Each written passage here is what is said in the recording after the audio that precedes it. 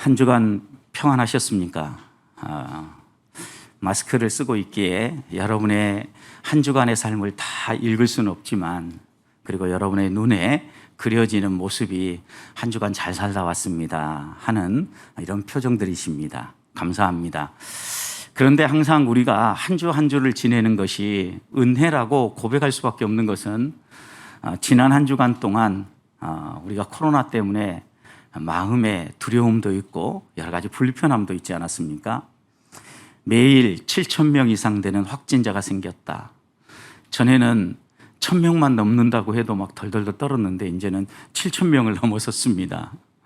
이래도 이제 조금 마음에 여유가 생기는 것 같기도 한데 은근히 우리의 마음속에 불안함이 하나 남아있죠. 근데 여러분 생각해 보십시오. 이 7,000명이라는 확진자가 나오기 전에 저희들은 백신 맞는 것에 참 많이 기대를 했습니다. 백신을 맞고 나면 이 코로나가 어느 정도 정리가 되어지고 우리가 신앙생활하는 것, 예배하는 것도 좀 더 자유로워지겠지, 이렇게 생각을 했지요. 실제로 위드 코로나가 되어지면서 50% 정도는 우리가 함께 예배할 수 있으니까 좀 더 자유로워진 것은 사실입니다. 그런데도 확진자 수가 이렇게 급격하게 늘어나는 걸 보면 아무리 인간이 좋은 계획을 세우고 또 좋은 백신을 사용해서 잘 방어한다고 해도 우리의 생명의 주관자이신 하나님이 이 모든 문제들을 다스리고 끝내주지 않으면 해결되지 않는다라는 것을 또다시 깨닫는 겁니다. 어떻게 보면 우리 인간이 펼쳐가는 일들은 어떤 일들이 발생하고 나면 그 문제를 해결하기 위해서 열심히 노력하고 애쓰고 또 준비해서 그 문제를 풀어가곤 합니다. 문제가 생기기 전에 미리 막아보고자 하지만 그것은 노력해도 역부족이라는 거죠. 여러분 생각해 보십시오. 어떻게 보면 오미크론이라든가 또 다른 이런 변이 바이러스들이 생기기 전에 우리가 좀 이것을 막아보고자 백신을 맞았지만, 어떤 분들은 이제 이 정도 해가지고는 해결이 안 되고, 또 지난 주간 어떤 한 제약회사 사장은 나와서 3차 접종을 하면 오미크론 같은 이런 변이 바이러스도 무력화시킬 수 있다, 이렇게 얘기를 하지 않았습니까? 그러니까 사람들이 또 이렇게 얘기하는 거죠. 그러면 무슨 변이 바이러스가 나올 때마다 우리는 계속해서 가서 접종을 해야 되는 건가? 이런 의심을 하게 되어지는 겁니다. 그런데 이런 우리 사회의 불확실함과 또 인간의 연약함 앞에서 하나님은 항상 우리가 좀 더 하나님을 의지하고 하나님 안에서 평안한 삶을 살 수 있도록 다양한 말씀들을 주시는데, 이럴 때일수록 우리들이 붙잡아야 될 말씀이 하나 있다고 하면, 하나님은 자신을 스스로 치료하시는 하나님으로 소개하고 있다는 겁니다. 우리가 그렇게 정의하려고 해서 정의가 되어지는 것이 아니라, 하나님은 이스라엘 백성이 가나안 땅에 들어가서 살아갈 때 하나님 말씀대로 지켜 살아라. 그러면 너희가 애굽 땅에서 보았던 그 어떤 질병과 어떤 어려움에 빠지지 않고 행복하게 살아갈 수 있도록 내가 지켜주리라. 그리고 어떤 질병이 걸린다 할지라도 내가 고쳐주리라. 나는 치료하시는 하나님이다. 분명하게 이렇게 약속을 주지 않습니까? 하나님의 말씀을 붙잡고 하나님을 의지하며 살아가는 사람들에게 하나님이 분명한 약속으로 걱정하지 말아라. 내가 너희를 지켜줄 것이고 질병에 노출된다 할지라도 치료해 주리라 약속하고 있기 때문입니다. 구약의 말씀만이 아니죠. 신약에 예수 그리스도가 오실 것을 내다보며 바라보았던 이사야 선지자는 이사야 53장 4절 5절에서 그가 찔림은 우리 허물 때문이요 그가 상함은 우리의 죄악 때문이라. 그러면서 우리에게 무엇을 약속해 주십니까? 그가 징계를 받음으로 우리는 평화를 누리고 하나님과 관계를 회복하고, 더 나아가서 그가 채찍에 맞음으로 우리가 나음을 입었도다. 왜냐? 그분이 우리의 질고를 짊어지고 우리의 질병과 모든 고난을 다 짊어지고 십자가 위에서 돌아가셨기 때문이다 라고 메시아를 내다보면서 노래하지 않습니까? 분명히 하나님은 하나님을 의지하고 붙잡고 나아갈 때 우리에게 이런 모든 문제를 뛰어넘을 수 있는 확실한 약속을 주셨음에도 불구하고 우리의 인생을 보십시오. 그리고 성경의 역사를 보십시오. 하나님이 분명히 약속하심에도 불구하고 사람들은 어떻습니까? 실패합니다. 넘어집니다. 어떻게 생각해 보면 이 실패라는 단어는 참 우리들에게 두려운 단어 가운데 하나입니다. 어떤 사람도 무엇을 했을 때 실패했다라고 고백하기를 원치 않습니다. 그렇지만 인생에 있어서 피할 수 없는 일이 있는데 그 피할 수 없는 일은요, 이 바로 실패라는 일이에요. 누구나 실패를 경험하며 살아가게 되어 있다는 말씀입니다. 하나님은 이런 실패를 만났을 때 실패 가운데 낙심하고 절망하고 쓰러지도록 내버려 두시는 분은 아니에요. 오늘 본문의 말씀도 보십시오. 지금 이스라엘 백성이 어떤 상황에서 하나님의 말씀을 대하고 있습니까? 가나안 땅이 눈앞에 있었습니다. 가데스 바네아에 도착해가지고 꿈을 가지고 이 땅을 정탐했습니다. 이제 하나님의 약속의 말씀대로 들어가서 그곳을 정복하고 하나님이 주신 젖과 꿀이 흐르는 땅을 누리기만 하면 됩니다. 그런데 문제는 정탐꾼들의 보고였죠, 여러분. 정탐들이 가서 살펴보니까 밑에 남쪽부터 북쪽 끝까지 산지를 따라서 쭉 둘러보니까 정말 그곳이 좋은 땅인 거죠. 젖과 꿀이 흐르는 땅이었습니다. 그런데 문제는 그곳에 살고 있는 사람들을 보니까 야, 우리가 저 사람들과 싸워서는 이길 수 없겠다라고 생각한 거예요. 결국 이것 때문에 그들은 이성적 판단과 지극히 논리적인 설명으로 백성들에게 리포트를 합니다. 여러분 생각해 보십시오. 10사람은 그곳에 들어가서 살기 어렵습니다. 좋은 땅이긴 하지만 그렇게 좋은 땅을 그냥 남겨뒀을 리 만무하지 않습니까? 그곳에 사는 사람들은 무기도 좋고 신체도 건장해서 우리가 싸워서 도저히 이길 수 없습니다라고 10사람이 보고했고, 2사람은 아닙니다. 실제로 젖과 꿀이 흐르는 땅이고 그곳 사람들이 기골이 장대하고 정말 좋은 무기를 가졌다 할지라도 우리에게는 하나님이 있습니다. 하나님 붙잡고 가서 정복할 수 있습니다. 이렇게 이야기를 했을 때 여러분, 백성들은요 전부 다 10사람의 말을 들었어요. 이 얘기의 의미는 뭐예요, 여러분? 이 10사람의 리포트가요 지극히 이성적이고 합리적이고 사람들을 설득할 만한 내용이었다라는 거예요. 그러니 이스라엘 백성이 2명에 있는 사람들을, 그들이 이제까지 하나님 바라보고 하나님 붙잡고 이 광야를 지나왔잖아요.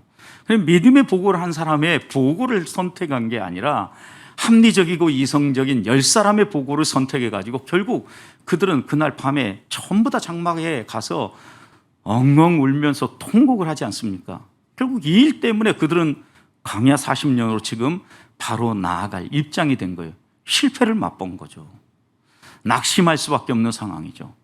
이런 상황에서 주신 말씀이 바로 이 민수기 15장의 말씀이에요. 하나님이 이때 이 이스라엘 백성을 실패 가운데 그냥 내버려 두지 아니하시고 이들을 이 실패 가운데서 다시 일으키기 위해서 낙담하고 환경이 어렵고 주저앉을 만한 그런 환경이 그들 앞에 펼쳐진다 할지라도 다시 일어설 수 있도록 이 민수기 15장 말씀을 주시는데, 오늘 우리가 함께 묵상했던 말씀은 하나님께서 그들에게 다시 한 번 더 하나님을 바라보고 말씀을 붙잡고 잃어버렸던 꿈을 회복하라고 주시는 말씀입니다. 생각해 보십시오. 우리들이 이 땅을 살아갈 때 하나님이 주시는 꿈을 잃어버리는 가장 중요한 이유가 있다고 하면 두려움 때문입니다. 또 하나는 그 두려움이 하나님에 대한 믿음까지 흔들어 버리기 때문입니다. 여러분, 이 세상에 여러 가지 두려움들이 어떤 두려움들이 있습니까? 가장 가까이에는 우리의 생존과 관련된 두려움입니다. 생존이 무엇입니까? 의식주죠. 먹고 사는 문제와 우리가 살 곳에 대한 문제예요. 이 문제들이 우리를 압박하기 시작하면 우리는 두려움에 사로잡히죠. 왜 지난 한 해 동안 부동산 문제 때문에 많은 국민들이 흔들거렸습니까? 가장 중요한 것은 생존의 문제예요.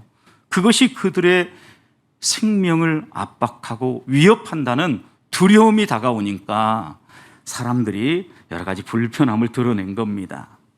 여러분, 그런데 이런 두려움을 주실 때, 두려움이 다가올 때 우리는 생각해야 돼요. 하나님이 이 가나안 땅을 선물로 주셨어요. 약속의 땅을 선물로 주셨다고요. 그러면 이스라엘 백성들이 그냥 누리도록 해야 되잖아요. 그런데 하나님이 이들에게 요구하시는 게 있어요. 선물을 주시지만 이 선물을 얻기 위해서요, 우리가 해야 될 일이 있다라는 거예요. 예를 들어 봅시다. 우리 김소호 학생이 정말 좋은 상을 받았습니다. 재능이 있는 거죠. 그러니까 이런 상을 받을 거 아닙니까? 여러분, 그런데 재능은 하나님이 주시는 거예요. 하나님의 선물로 주신 거잖아요. 하나님이 선물로 재능을 주셨는데 아무런 연습도 하지 않고 이런 대회가 있을 때마다 그냥 나가서 여러분 대회를 치른다고 생각해 봐요. 좋은 결과 얻을 수 있을까요? 불가능합니다. 제가 서우 학생하고도 이야기를 해보니까 연습을 열심히 한다라는 거예요. 하나님이 재능은 주셨어요, 선물로. 그런데 이것을 누리고 이것을 더 빛나게 하기 위해서는요, 우리의 노력과 헌신과 수고가 반드시 뒤따라야 된다는 거예요. 이건 달란트 비유에서 똑같이 나오죠, 여러분. 하나님이 각각의 달란트를 주셨는데 우리는 한 달란트 받은 사람처럼 살면 안 된다는 거예요. 그는 어떻게 했어요? 달란트를요, 하나님이 주신 선물을 그냥 묻어놨어요. 아무런 변화도 일어나지 않고 아무런 열매도 맺히지 않고 삶에 오히려 하나님의 책망만 다가온 거죠. 여러분, 하나님이 우리에게 선물로 주신 것을 얻기 위해서는요, 우리들이 힘쓰고 애써야 돼요. 이스라엘 백성의 요구한 건 뭐예요? 하나님의 말씀을 기억하고 그 말씀대로 살라는 거죠. 이게 밑받침되지 못하니까 결국 그들은 바로 눈앞에 가나안 땅을 두고 광야로 돌아설 수밖에 없었던 겁니다. 이런 실패한 이스라엘 백성에게 오늘 말씀은 어떻게 광야 40년을 이겨내고 다시 꿈을 꾸고 가나안을 바라볼 수 있는지 하나님이 주신 교훈의 말씀이에요. 이 말씀을 오늘 함께 살피면서 우리들도 우리가 살아가는 삶 가운데 한 해 동안 계획하고 꿈꿨는데 잘 이루어지지 않은 것 때문에 낙심되어질 때 어떻게 우리도 다시 일어서서 하나님이 주시는 꿈을 다시 꿀 수 있는지 오늘 말씀을 보면서 은혜 받으시는 시간이 되기를 소망합니다. 그렇게 하기 위해서 하나님이 첫 번째 우리에게 당부하는 것은요, 보는 것을 주의하라고 이야기합니다. 38절을 보십시오. 이스라엘 자손에게 명령하여 대대로 그의 옷단에 술을 만들고 청색끈을 그 귀 술에 더하라 얘기했습니다. 옷단 귀 끝에 술을 붙이라고 했는데 여기에 옷은요, 이스라엘 백성들이 입는 겉옷을 이야기해요. 겉옷은 일반적으로 사각형으로 형성이 되어졌다고 그래요. 그래서 사각형이라고 하면 네 끝이 있을 거 아닙니까? 네 끝에다가 이 술을 붙이라는 거예요. 청색끈에 술을 더하라고 했기 때문에 일반적으로 여러분 생각해 보십시오. 흰색 천의 옷으로 겉옷을 입었다라고 하면 청색 술이 붙은 이 술은 도드라지게 보였을 거라고요. 누가 봐도 저 옷의 핵심은 저 꽃 모양의 술이구나 라고, 이 술을 붙일 때 꽃 모양이었는데 꽃 모양의 술이구나 라고 누구나 도드라지게 볼 수 있도록 붙이라고 얘기했다는 거예요. 여러분, 그런데 39절 이어지는 말씀 보면요, 이 술을 봄으로 말미암아 방종하게 하는 자신의 마음, 그리고 또 눈의 욕심을 따라 살아가는 음행, 이 두 가지를 버릴 수 있게 하셨다라는. 여러분, 그러니까 보세요. 결국 이스라엘 백성이 지금 넘어진 것은 이 방종과 음행이잖아요. 하나님을 신뢰하지 못하고 눈에 보이는 것 때문에 넘어진 거였는데, 이것에 빠지지 않도록 하나님이 취해 주신 조치 가운데 하나는 너희들이 입는 겉옷에 누구나 볼 수 있도록 도드라지게 청색으로 만든 꽃술을 붙여라, 이렇게 말씀하신 거예요. 실제로 옷을 생각해 보십시오. 옷은 우리를 보호하는 기능도 있어요. 이스라엘 백성들 가운데 가난한 사람들은 이 겉옷이 덮는 이불의 역할도 했다 그러죠. 여러분, 그런데 이런 보호하는 기능만 있는 게 아니라 옷을 입음으로 말미암아 그 사람이 어떤 사람인가를 보여주는 기능도 해요. 요즘 사람들은 옷을 입을 때요, 자신을 잘 표현하기 위해서 옷을 입는다 그러죠. 그래서 자신이 어떤 사람인가도 드러내지만 자신의 장점, 매력을 잘 돋보이게 하기 위해서 옷을 입는다 그래요. 그래서 그렇게 옷을 입으면 그 사람이 도드라져 보이기 때문에 우리는 그런 옷을 날개와 같다, 옷은 날개와 같다, 이렇게 표현하지 않습니까? 39절 말씀을 다시 보십시오, 여러분. 이 술은 너희가 보고 그랬어요. 보고 여호와의 모든 계명을 기억하여 준행함으로 너희를 방종하게 하는 마음과 눈의 욕심을 따라 음행하지 않게 하려 함이라. 봄으로 실패하지 않고 꿈을 꾸게 해 주셨다라는 거예요. 여러분, 그 다음에도 눈의 욕심을 따라 음행하죠. 여러분, 음행의 문제는 눈의 욕심과 연관이 있다는 걸 분명히 또 짚고 있는 거예요. 이런 것들을 종합해 보면 하나님은 분명히 오늘 이렇게 메시지 하시는 거죠. 우리가 다시 꿈을 꾸고 하나님의 말씀을 붙잡고 살아가기 위해서 보는 것을 조심해라. 실제로 보는 것 때문에 넘어졌던 사람들이 성경에도 여러 등장하죠. 하나님 마음에 합했던 다윗도 요압 장군과 이스라엘 군대가 최전방에 나가서 아말렉과 열심히 싸울 때 그는 예루살렘에 있는 왕궁에서요 낮잠을 자지요. 낮에 자고 저녁에 일어나요. 그래서 성경을 보면 해가 저물 때 왕궁의 위를 거닐다가 목욕하는 여인을 보죠. 그 여인이 누구예요? 목욕하는 여인이에요. 목욕을 한다. 바스, 시, 바, 바세바. 이제 그 말이 무슨 말인지 여러분 알아들으셨으면 아주 고급스러운 유머를 금방 이해하신 거예요. 예, 절대 잊어버리지 않겠죠, 여러분. 목욕하는 여인을 봐, 바세바. 이 여인을 보고 결국은 불러들여요. 그리고 간음을 범할 뿐만 아니라 이 일을 감추기 위해서 결국은 그의 남편까지 사지로 몰죠. 여러분, 그런데 이것이 어디에서 시작합니까? 사무엘하를 보면 그 여인의 심히 아름다움을 보았다 그랬어요.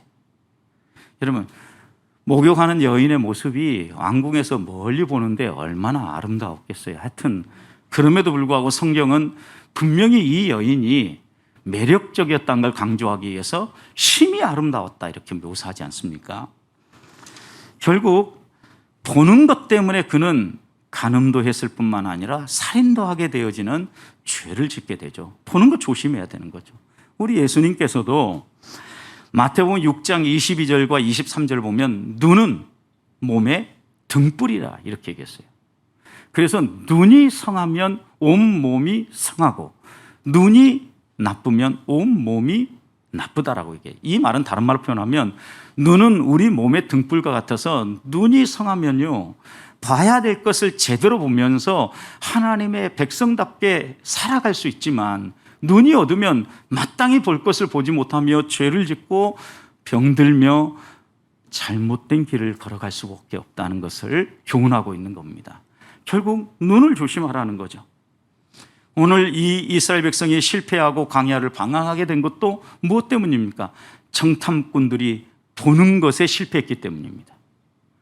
여러분, 기골이장대한 그 가나안 땅에 아낙 자손의 후손들을 볼 때 그들보다 크신 그 배후에서 우리에게 말씀을 주시고 약속을 주신 하나님을 바라봐야 되는데 그들은 그 아낙 자손 때문에 결국은 그들의 꿈을 잃어버린 거죠. 보는 것에 실패한 것입니다. 바라볼 때 우리 안에 꿈이 생기고 제대로 바라봐야 될 것을 바라볼 때 건강하게 살아갈 수 있다는 것을 성경은 한결같이 교훈합니다. 그렇다면 우리는 무엇을 보며 한 주간을 살아야 되겠습니까? 우리 눈에 보이는 이 세상의 모든 것들이 전부가 아닙니다. 코로나19 바이러스도 보입니까? 보이지 않습니다. 분명히 이렇게 보이지 않는 세계가 있습니다. 보이지 않는 사물들이 있습니다. 그렇다고 하면 우리 눈에 실제로 지금 다가오지 않고 보이지 않는 하나님이라 할지라도 또 하나님이 약속하신 하나님 나라라 할지라도 우리에게 다가오고 있고 실존할 수 있다는 것을 우리는 인정해야 합니다. 그래서 사도 요한은 요한일서 2장 15절에서 이 세상에 있는 거나 세상의 것들을 사랑하지 말라. 대신에 우리의 육신의 정목, 안목의 정욕, 이생의 자랑들을 내려놓고 하나님을 바라보라고 하지 않습니까?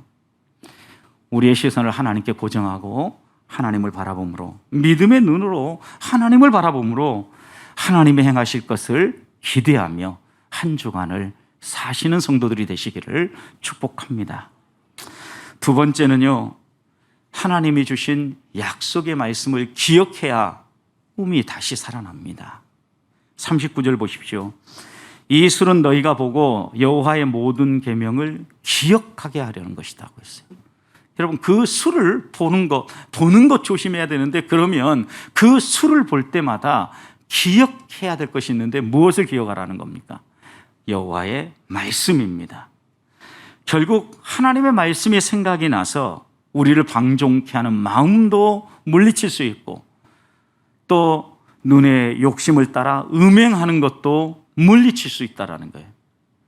기억해야 합니다. 무엇을요? 하나님의 말씀을. 실제로 하나님은 이 옥수를 통하여서 볼 때마다 너희들은 하나님의 백성이야 라는 것을 깨우쳐 주셨고, 이스라엘 백성들이 이런 하나님의 백성이라는 것을 깨우치시기 위해서 여러 가지 표식을 줬어요. 할례라는 표식도 주셨고, 그 후에 이스라엘 백성들은 이마에 띠를 두를 때 이마 중앙에 하나님의 말씀이 담긴 경문을 붙여서 다님으로 그들은 하나님의 백성이고 하나님이 주시는 말씀을 따라 살아가야 된다는 것을 기억하게 하셨다라는 거예요. 그 당시 고대 근동의 여러 나라들은요, 법들이 있었죠. 그래서 모세의 십계명보다 함무라비 법전과 같은 이런 법전들이 더 먼저 존재했다고 이야기하지 않습니까? 그 당시 고대 근동에는 여러 나라들이 법을 가지고 있었는데, 법은 그 나라의 수준을 보여줘요.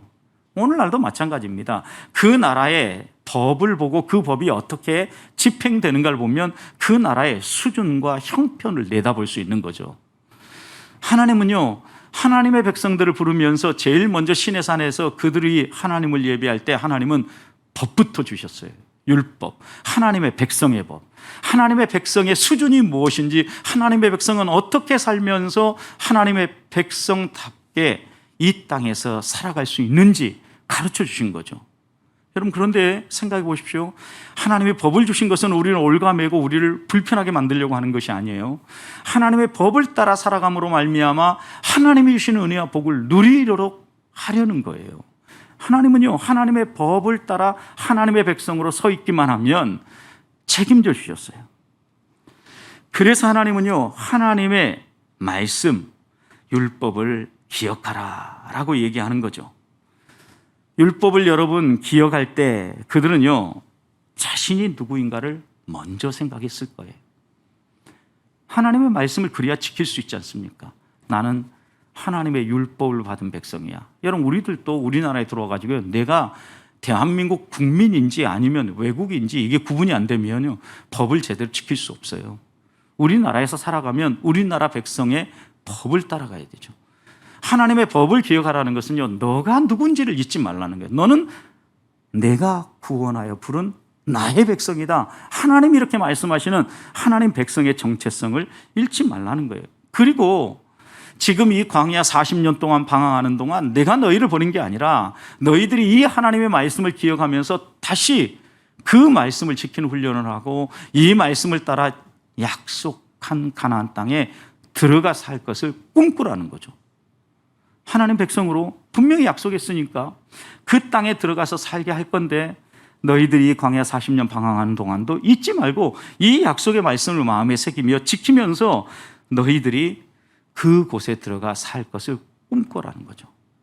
예를 들어 여러분, 어떤 사람이 자기의 꿈을 이룰 수 있는 시험에 응시했다가 떨어졌다고 한번 가정해 봅시다. 요즘 젊은이들은 공무원 시험을 봐서 그렇게 합격하려고 용을 쓴다고 하지 않습니까? 근데 자기가 정말 이 공무원이 되고자 시험을 봤는데 떨어졌다고 가정해 봅시다. 여러분, 실패했을 때 그 사람이 무엇을 하겠습니까? 혹시 내가 공부를 잘 못하진 않았는가? 내가 왜 이 시험을 꼭 보려고 하는가? 이것은 내가 앞으로 살아가려고 하는 나의 꿈, 나의 적성과 맞는 것일까? 떨어졌을 때 이런 생각을 하지 않겠습니까? 여러분, 그리고 나서 그가 이 공부를 더 해야 될 것인지, 무엇이 부족하고 왜 이 일을 더 해야 될 것인지 분명한 목표가, 분명한 이해가 생기지 않으면요, 다시 공부해도 좋은 결과를 얻기 어려워요. 그런 점에서요, 실패했을 때 이렇게 자신을 점검하고 하나하나 되돌아보는 것은요, 결국 성공을 위한 디딤돌이 된다라고 말할 수 있어요. 이스라엘 백성들에게도 하나님의 법을 다시 한번 기억하고 너희들이 왜 실패했는가에 대해서, 왜 이 눈앞에 가나안 땅을 두고 들어가지 못하는가에 대해서 하나님이 모세를 통해서 이렇게 재교육하는 이유는 뭐예요? 그 실패를 딛고 다시 하나님의 꿈을 꾸면서 하나님이 주신 약속의 땅을 향하여 나아갈 수 있도록 이런 작업을 하고 계신다라는 거예요. 그런 점에서 하나님이 우리가 이 땅에서 여러 가지 장애물들을 만나고 거대한 장애물 앞에 주저앉아 있을 때 하나님의 말씀을 기억하라고 이야기하는 거예요. 그 말씀을 통해서 내가 누군 줄 알고 내가 앞으로 어떻게 살아가야 되는지가 분명하게 나오면 그 다음에 다시 일어설 수 있기 때문입니다. 그래서 하나님은 이스라엘 백성들에게 그것을 기억할 수 있도록 옷 내 끝단에 술을 붙이게 한 거죠. 기억할 표식을 준 거예요. 우리에게도 이런 기억할 표식이 있어야 합니다. 하나님 앞에서 우리가 기억할 만한 표식이 무엇이 있겠습니까, 여러분?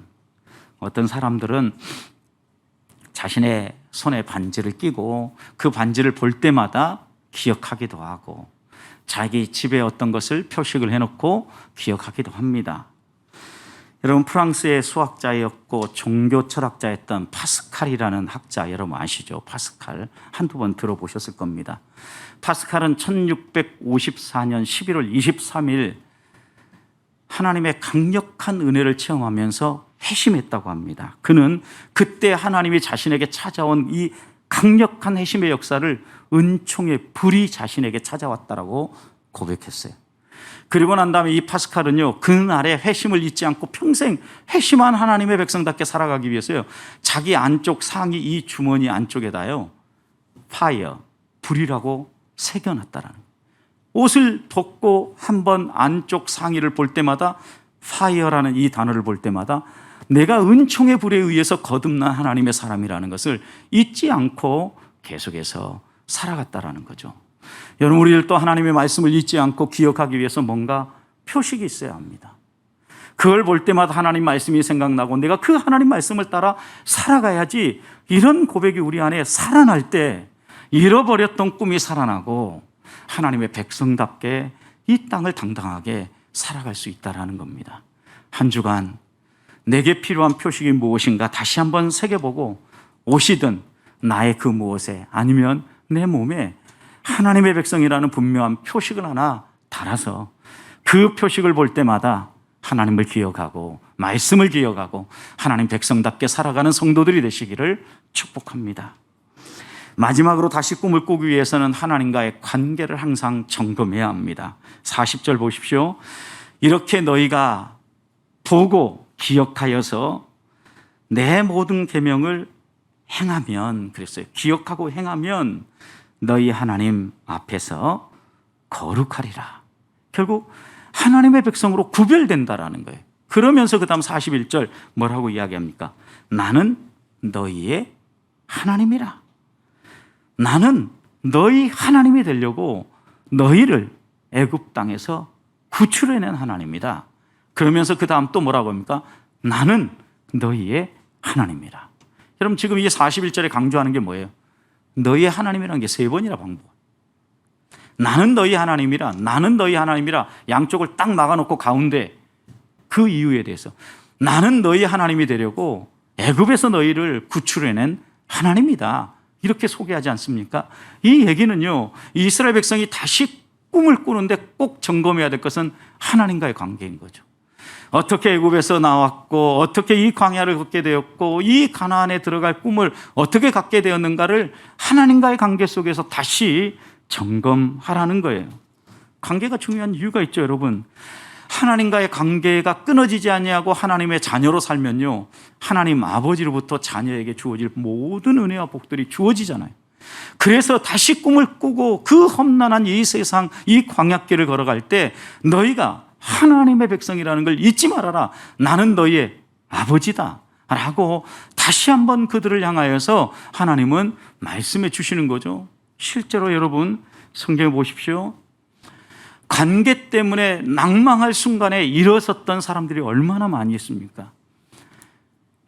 열왕기상 18장 이하에 보면 갈멜산에서 바알세불과 또 바알과 아세라 신을 섬기는 선지자들 850명과 싸웠던 엘리야 이야기가 나오죠. 대승을 거두었습니다, 여러분. 대승을 거뒀는데 대승을 거두자마자 그는 낙심할 만한 일을 만나죠. 무엇 때문입니까? 악한 여인 이세벨 때문이죠. 24시간 이내에 내가 너를 죽이지 못하면 나의 신이 너를 벌할 거다라고 얘기하면서요, 악담을 퍼부으면서 24시간 이내에 반드시 너 죽이겠다 선포한 거예요.